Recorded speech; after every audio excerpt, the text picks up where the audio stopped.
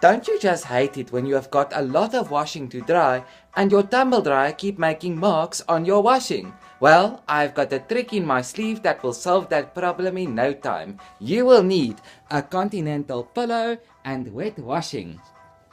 Place your wet washing into the continental pillowcase. O fok, wag net. Into the pillowcase like this. And tie a knot on the top.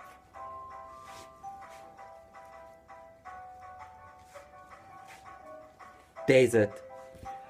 Wet washing in a pillowcase and no washing can ever be damaged by your tumble dryer.